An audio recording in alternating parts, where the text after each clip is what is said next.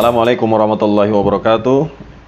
Innalhamdalillah nahmaduhu wa nusalli wa nusallimu ala rasulil karim. Allahumma salli ala sayyidina Muhammad wa ala ali sayyidina Muhammad fil alamin innaka Hamidum Majid. Alhamdulillah teman-teman para pecinta channel YouTube Masrifuddin Walid Alami. Di sini saya akan memberikan beberapa tips bagaimana cara untuk menjaga kestabilan suhu ruangan yang ada dalam RBW kita. Tentunya kita sudah banyak sekali menonton dari channel-channel YouTube yang ada bagaimana cara mendinginkan atau menstabilkan ruangan. Tentunya semua ini sudah ada referensinya, sudah dibuktikan dan sudah dipraktekkan bagi teman-teman semua yang ada. Kali ini saya akan membawakan tema bagaimana menurunkan atau menjaga kestabilan suhu di dalam ruangan sarang burung kita, utamanya di daerah nesting room, dengan perbedaan hingga 10 derajat Celcius antara ruangan di luar gedung dengan di dalam gedung ini. Dengan kita men-setting sarana tambahan, material-material tambahan di dalam RBW kita, sehingga kita bisa mendapatkan perbedaan antara di dalam dan di luar gedung itu 7 hingga 10 derajat Celcius. Tentunya yang kita harapkan iklim mikro dari nesting room atau dalam gedung kita ini adalah sesuai dengan iklim mikro habitat walid sesungguhnya. Nah, di sini juga tidak hanya kita menurunkan suhu, tapi bagaimana juga kita menjaga daripada kestabilan daripada suhu dalam suatu ruangan. Di sini kita akan berbicara bagaimana suhunya terjaga sesuai dengan iklim mikro, yaitu dingin, tapi dingin basah. Bukan dingin AC, yaitu dingin kering, tapi kita di sini membuat kesan bagaimana dinginnya menjadi dingin basah seperti setelah hujan. Itu dinginnya, itu dingin basah karena hembusan air itu terasa sangat sejuk. Teman-teman semua, selain kita menggunakan media sarana tambahan seperti basecamp, ya kan, mungkin pengabut, spire dan sebagainya, tentunya kita tidak bisa menafikan dinding bangunan yang RBW kita ini, dinding bangunan RBW kita ini yang langsung terterpa oleh sinar matahari, tentunya ini akan sangat berpengaruh untuk bagaimana di dalam ruangan kita ini menjadi tetap stabil suhunya. Terlepas dari penggunaan mungkin pengaturan sirkulasi ventilasi yang sudah pernah saya share, ventilasi satu arah, nanti untuk yang dua arahnya nanti saya akan sampaikan. Terlepas dari pengaturan ventilasi yang sudah benar, penggunaan material dinding yang sudah benar, sebagaimana yang telah kita sama-sama dengar, contoh yang ada sudah, maka juga kita jangan abaikan ini. Karena ini sangat penting sekali, menjaga kestabilan suhu ruangan nesting room sesuai dengan iklim mikro habitat walid. Nah, kita langsung saja pembahasannya. Ya, sebagaimana kita ketahui, bahwa yang sering menjadi kendala dalam sebuah RBW adalah bagaimana cara mengatur suhu kelembaban dan menstabilkan ruangan yang ada di dalam RBW tersebut. Maksudnya adalah ruangan nesting room yang menjadi tempat tinggal, inap dan bersarangnya walet. Untuk itu maka kita perlu menggunakan sarana, aplikasi dan disiplin ilmu serta referensi penggunaan material yang baik agar bagaimana gedung kita ini mendukung dan bisa sesuai dengan iklim mikro yang kita inginkan, yaitu sebagaimana iklim mikronya walet, suhu dan kelembapannya memenuhi syarat dan kriteria yang telah disyaratkan. Misalnya suhunya antara 25 hingga 29 dan kelembabannya 75 hingga 95%. Mungkin saja kita sudah bisa mendapatkan suhu yang dimaksud, tapi untuk menjaga kestabilannya, apalagi dengan bertambahnya populasi, ini tentunya menjadi PR buat kita. Nah, caranya bagaimana? Di sini saya akan menyampaikan bagaimana cara menstabilkan suhu dan kelembaban. Bukan suhu dingin, tapi suhu kelembapan. Untuk mencapai dingin, kita tinggal pasang AC sudah bisa gedung RBW kita menjadi dingin. Tapi bukan dinginnya yang kita dapatkan, tapi kelembabannya. AC memang menghasilkan hawa yang dingin, tapi dia bukan dingin sebagaimana dingin basah. Yang kita inginkan di sini adalah kelembaban. Kelembaban adalah dingin yang basah, bukan dingin yang kering. Karena AC yang dihasilkan daripada dinginnya AC adalah kering. Jadi kita harus bedakan. Bukan dinginnya RBW, tapi kelembaban RBW. Karena kelembaban ini sangat berpengaruh dengan basahnya dari sebuah gedung, dari satu ruangan, daripada nesting room yang menjadi tempat tinggal bersarangnya walet. Itu teman-teman, kita akan mengaplikasikan di sini untuk penggunaan dinding RBW ya. Saya tidak mengisyaratkan, tidak menganjurkan untuk menggunakan bahan dari seng, kecuali ada tambahan lagi di luar bila kita menggunakan dinding dari seng. Karena apa? Maaf, pantulan panas yang dipantulkan dari seng ini akan mempengaruhi suhu di luar daripada RBW, dan ini tidak disukai walet panasnya. Nah, maka mungkin itu nanti kita akan bahas di sesi selanjutnya. Anggap saja kita menggunakan GRC atau bata ringan atau bata merah yang sudah diplester, atau GRC atau asbes, atap asbes. Ya, tentunya GRC dan atas asbes ini juga tetap kita harus cat dengan warna putih, tapi jangan menggunakan cat karet, tapi gunakan cat air.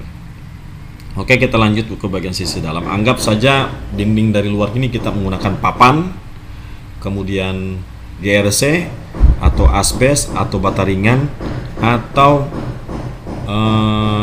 bata merah yang sudah diplester.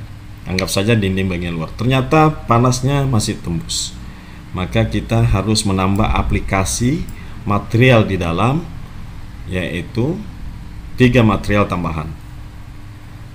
Selain daripada bahan daripada dinding tersebut, maka kita jangan lupa juga bagaimana tetap menjaga, menambah fasilitas lain, misalnya pengabut.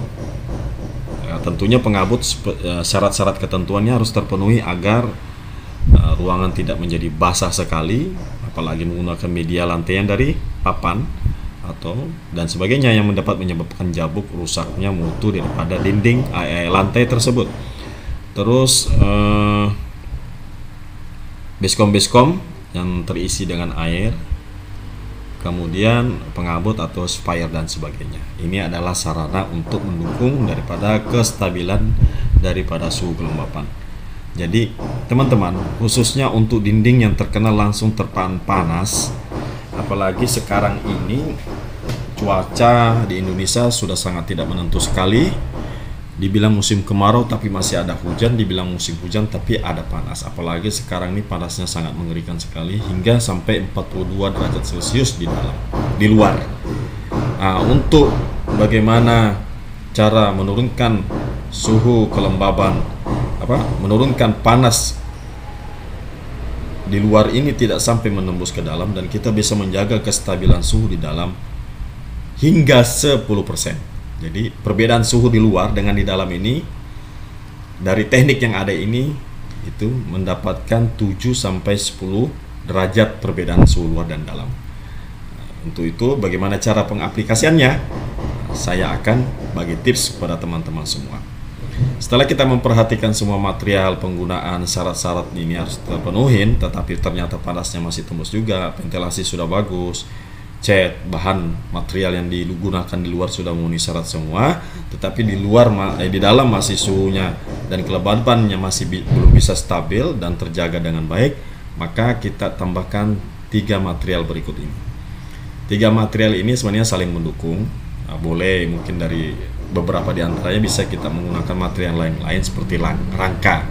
Di sini kita menggunakan rangka hollow aluminium 2x4 atau 4x4 sebagai sarana untuk membantu menempelkan bahan tambahan.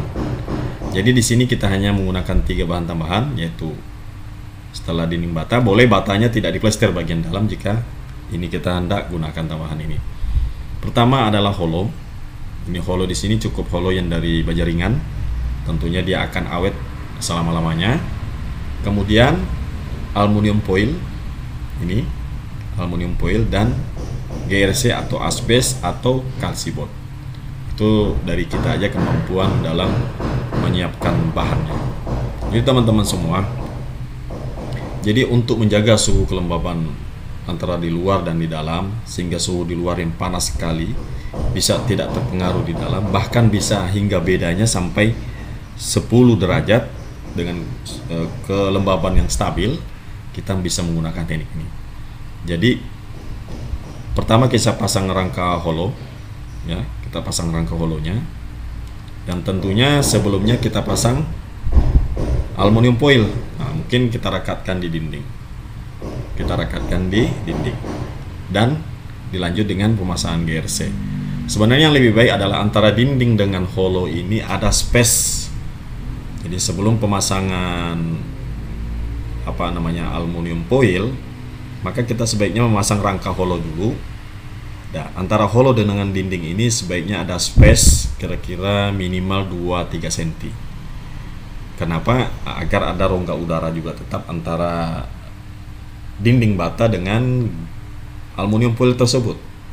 Kemudian rangka ini tidak hanya digunakan sebagai rangka untuk memasang aluminium foil, tapi juga untuk memasang fasilitas tambahannya GRC atau asbes atau plywood atau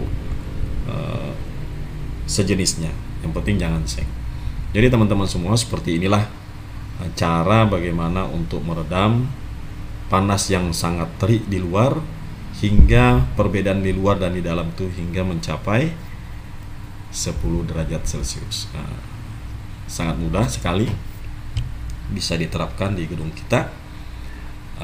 Jika kita masih memiliki masalah atau hambatan mengenai bagaimana cara mengatur kestabilan daripada ruangan di dalam RBU kita.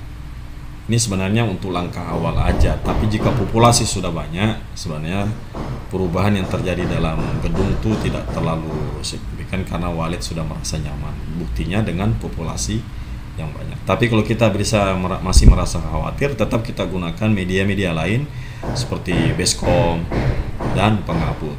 Tentunya pengabut untuk tetap menjaga daripada kualitas sarang, maka air pengabut ini juga kita perhatikan, tetap kita harus menggunakan filter. Jadi teman-teman semua, mudah-mudahan apa yang saya utarakan di sini dan saya sampaikan di sini bisa dipahami. Intinya penggunaan bahannya adalah hollow sebagai rangka, terserah hollow 23, 24 atau 4x4, itu terserah tuan-tuan. Kemudian penggunaan aluminium foil sebagai sarana tambahan yang dipasang pada sisi bagian sebelah dalam hollow. Kemudian GRC, asbes, plywood atau dan sejenisnya dipasang bagian sisi bagian luar. Kita sini menggunakan bahan-bahan yang tentunya akan awet untuk selama-lamanya. Sekian apa yang dapat saya sampaikan. Mudah-mudahan ini bermanfaat buat teman-teman semua. Bagaimana gedung kita tetap terjaga suhu dan kelembabannya, maka media inilah sarana yang kita bisa gunakan untuk gedung kita bisa tetap dalam keadaan dingin dan suhu kelembabannya tetap stabil. Sekian, terima kasih. Wabillahi taufiq wal hidayah. Assalamualaikum warahmatullahi wabarakatuh.